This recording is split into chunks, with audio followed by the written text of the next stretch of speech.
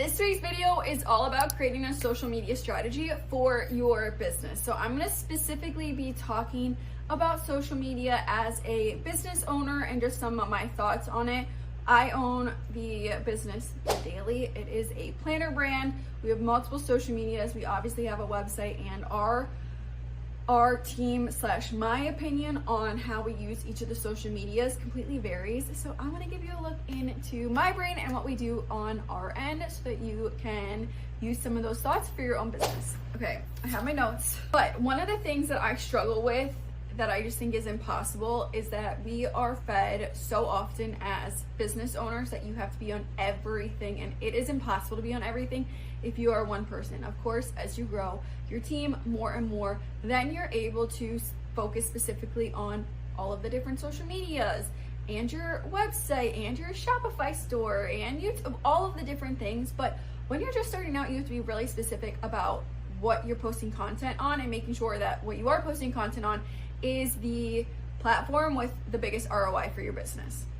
I'm also going to be speaking mostly on The Daily, the company. I of course have my blog as well and some of my more personal social medias, but this is more for businesses, so that's why I'm going to be speaking more on The Daily. Starting with YouTube. So we don't actually post any content with YouTube, but YouTube ads are getting a lot more popular and people are starting to watch YouTube more. I feel like when TikTok came out, YouTube had a little bit of a dip, and now people are starting to like long form content a lot more. So while we are not specifically posting on YouTube at this moment, we are starting to create ads that are horizontal and more like commercial like ads that can play before videos.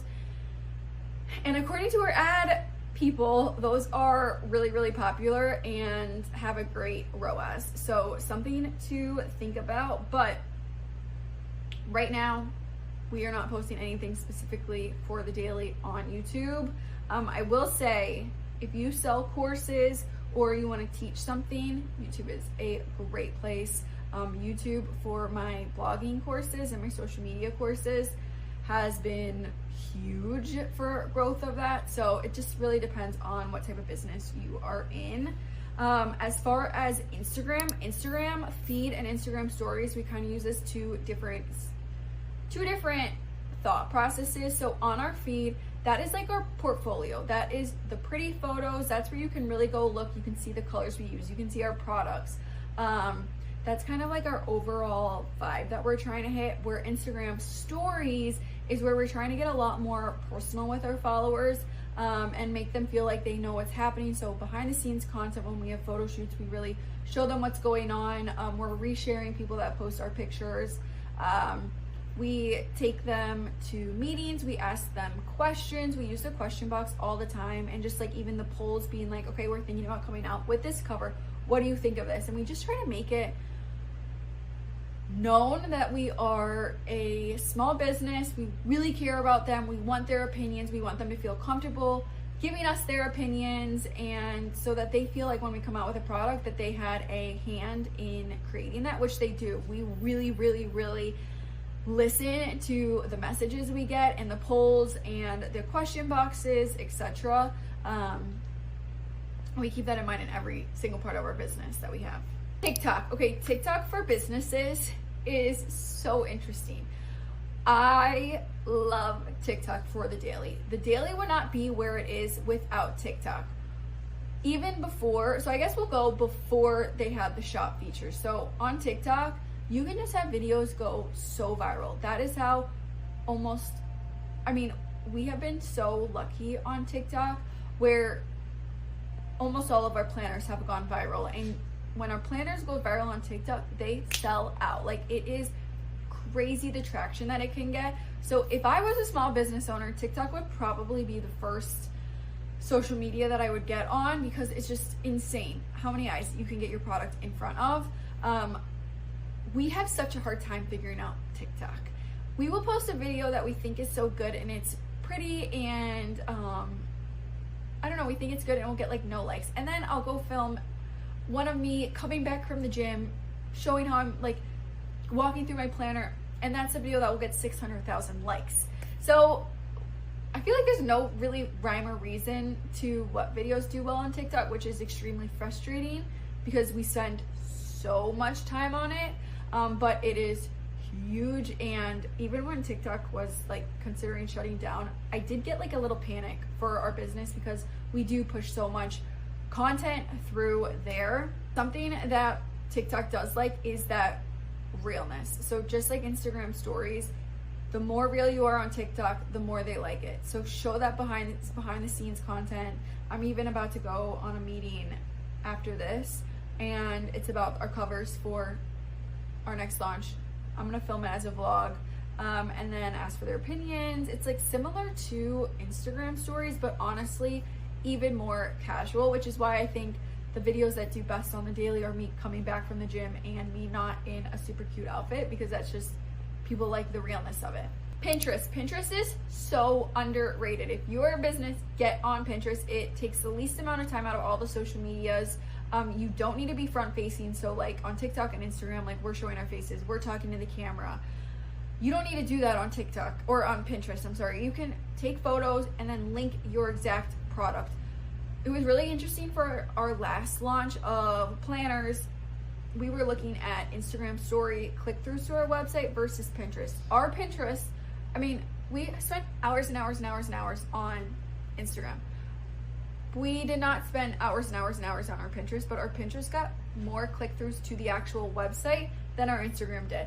I will say, our Instagram, that's where we're creating a community. So it is different. Like on Pinterest, when someone clicks on our product, they're clicking on our product, they're looking at our website, they're either deciding if they're gonna buy or they click out of it. We're on Instagram, we're forming that community. They understand who we are. They know when I pop up on the screen that I own the business. They know, like, they're just more involved in it, where Pinterest is more of like a fast buy situation, but still, we got more click-throughs to it. Like, you should absolutely have your stuff on Pinterest.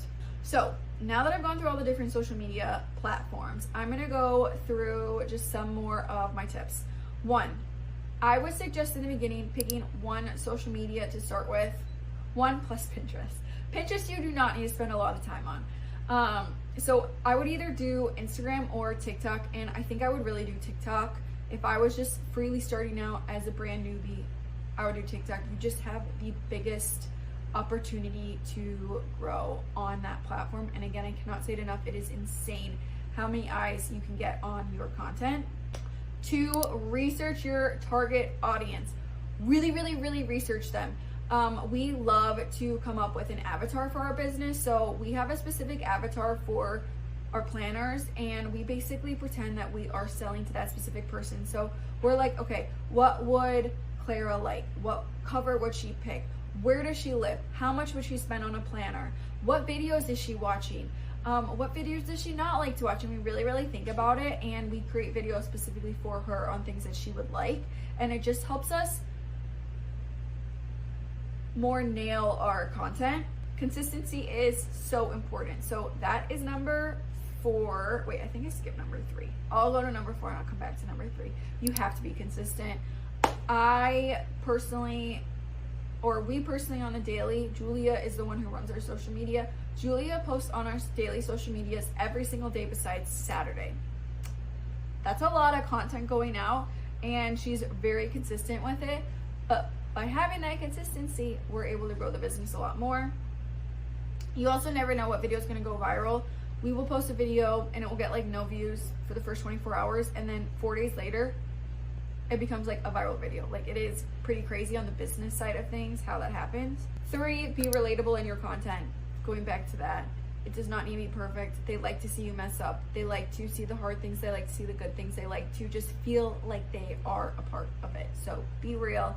And even if your business is, like even for a restaurant, if you are a restaurant and you are trying to grow your social media, show them behind the scenes, take them back in the kitchen, show them making it, show them when your food isn't showing up and you have to randomly create a special, or if, I don't know, just show them mistakes, show them the good things, bad things, everything in between. And that is my suggestions as a business owner with social media. I know it can be really, really overwhelming, but I promise you, social media is 1000% worth your time. And I do not think there is a single business that would not grow faster on social media than if you weren't using social media. It can just grow your business more than you could ever imagine. So I hope you enjoyed that video. Please let me know if you have any questions in the comments below. That's how I really come up with all the video ideas, is by seeing your comments, and then I make videos off of that.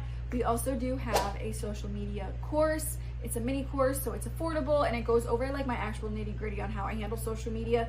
Make sure to check that out, but I will see you at next week's video.